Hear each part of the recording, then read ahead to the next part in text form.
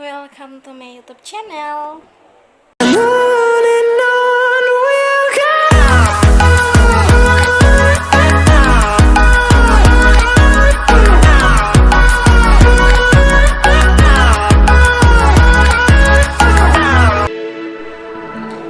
semuanya, Assalamualaikum warahmatullahi wabarakatuh dan salam sejahtera untuk kita semua. Shalom. Di sini saya akan mempresentasikan materi dari mata kuliah saya, yaitu Sistem Informasi Manajemen. Tapi sebelum kita lanjut pada materi saya, perkenalkan, nama saya Olin Olga Winikeles Musa dengan NIM 2018-28088, jurusan Manajemen, Fakultas Ekonomi dan Bisnis, Universitas Petimura. Di sini ada 30 materi yang akan saya sampaikan. Untuk tidak membuang waktu kita langsung saja pada materinya. Tetapi teman-teman jangan lupa nonton video presentasi saya di YouTube channel saya di bawah ini, dan jangan lupa like, komen, dan subscribe. Iya teman-teman, kita masuk pada materi yang pertama, yaitu latar belakang dari sistem informasi manajemen. Dalam era globalisasi kini, perkembangan ilmu pengetahuan dan teknologi terasa sangat pesat, sehingga menawarkan banyak sekali kemudahan-kemudahan dalam menjalankan aktivitasnya, baik berupa pekerjaan ringan di dalam rumah tangga maupun pekerjaan rumit di dunia industri atau perusahaan.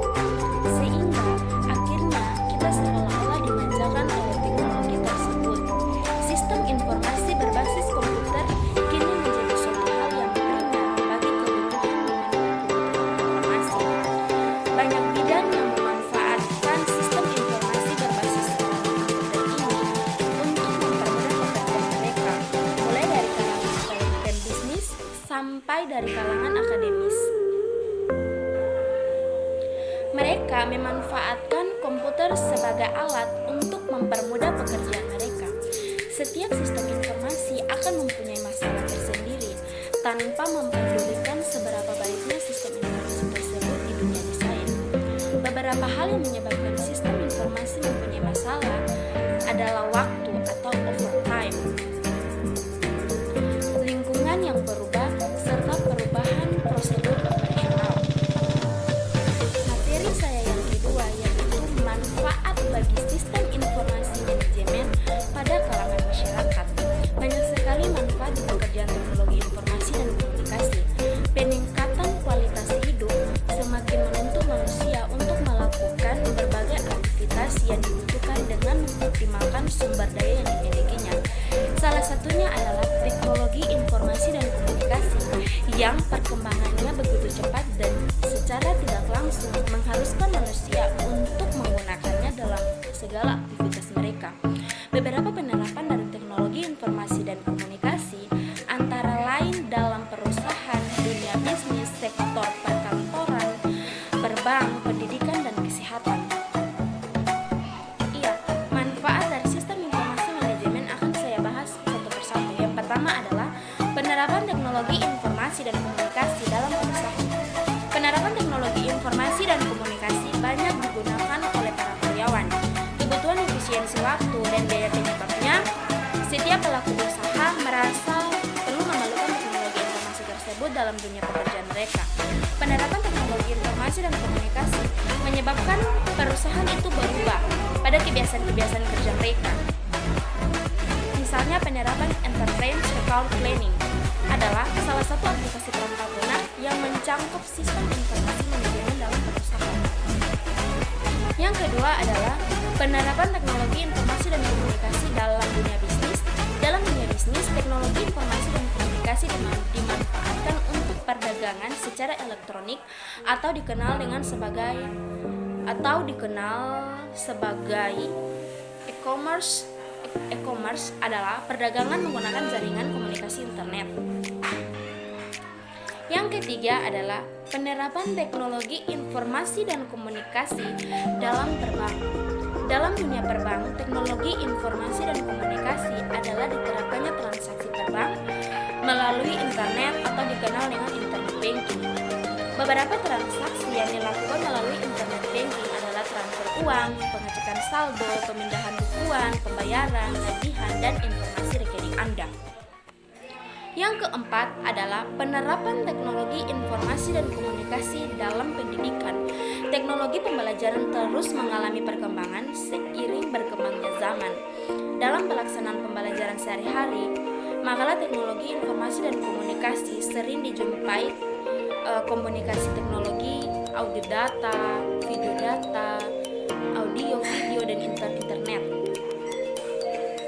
Internet merupakan alat komunikasi yang murah digunakan memungkinkan terjadinya interaksi antara dua orang atau lebih. Kemampuan atau karakteristik internet memungkinkan terjadinya proses pembelajaran jarak jauh. Seperti yang sekarang dengan kondisi keadaan seperti ini, kita semua melakukan aktivitas kita dari perkantoran, kuliah online, sekolah online, semuanya itu dilakukan secara online. Penerapan teknologi informasi dan komunikasi dalam dunia kesehatan. Sistem berbasis kartu cerdas atau smart card dapat digunakan juru medis untuk mengetahui riwayat penyakit pasien yang datang ke rumah sakit tersebut. Karena dalam kartu tersebut, para juru medis dapat mengetahui riwayat penyakit pasien, bukan digunakannya robot untuk membantu proses operasi pembenahan serta penggunaan komputer. Hasil pencitraan 3 dimensi untuk menunjukkan letak humor dalam tubuh pasien. Materi saya yang ketiga yaitu kelemahan dari sistem informasi. Yang pertama adalah kemajuan teknologi informasi juga akan semakin mempermudah terjadinya pelanggaran terhadap hak atas kekayaan intelektual atau haki. Karena semakin mudahnya mengakses data menyebabkan orang yang bersifat plagiaristis akan melakukan kecurangan. Yang kedua, yaitu dengan adanya televisi dan alat elektronik lain akan mempengaruhi peserta didik untuk malas belajar karena terlalu keasikan dengan alat-alat tersebut.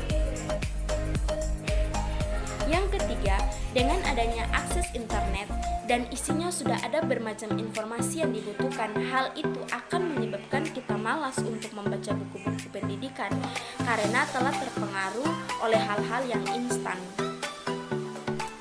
Oke teman-teman, dari video presentasi yang saya sampaikan, semoga materi yang saya sampaikan dapat bermanfaat untuk teman-teman semua. Jangan lupa like, comment, dan subscribe. Thank you. Leading us, and love is all we'll ever trust. Yeah, no, I don't wanna waste what's left.